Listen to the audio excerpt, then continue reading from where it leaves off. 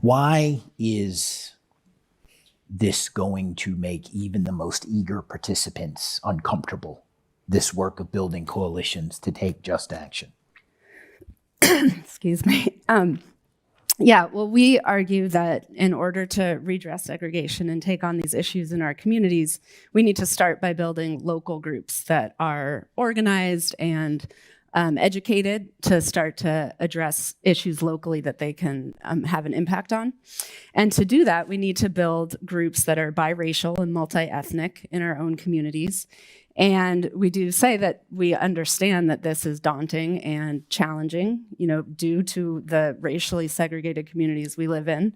People these days have fewer social contact with people of other races outside of their workplace than previous generations. So to build these, to build these groups, we need to build some social networks and social relationships. People need to work together. We need groups that are African American and white led in order to create the change that we're advocating for in this book. And so we give some examples in the book of ways communities have overcome these obstacles, the obstacles that keep people apart and keep people from knowing each other socially. So one is a pretty clever, cool story in Chicago. This artist, she's a photographer, Tanika Johnson. So Chicago's unique. It's the way the city's laid out. It's a perfect grid.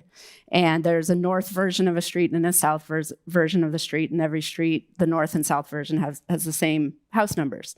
So she took the map and folded it in half. And the north side was the white side of town, and the south side was the African American side of town. And when she folded the map, houses sat perfectly on top of each other, and she called those houses map twins. And she went and took pictures of the two map twins' houses and asked the residents if they wanted to meet their map twin from the other side of town.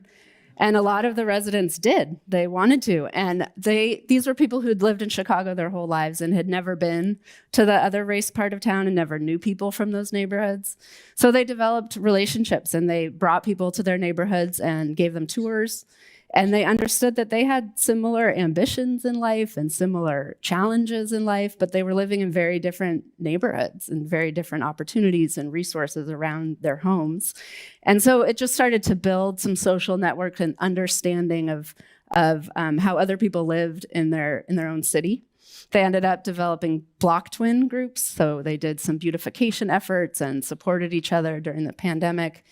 Now, this is an example of how we can bridge these racial divides. So this was an artist, and she's still working on this. She does amazing work. There's an exhibit, but she's not an organizer. So the next step is for an organizer to then work with these block twins to start to understand and uncover what they can do, what kind of changes, policy and programmatic changes they can advocate for in their cities to address the disparities that they've been learning about between their neighborhoods.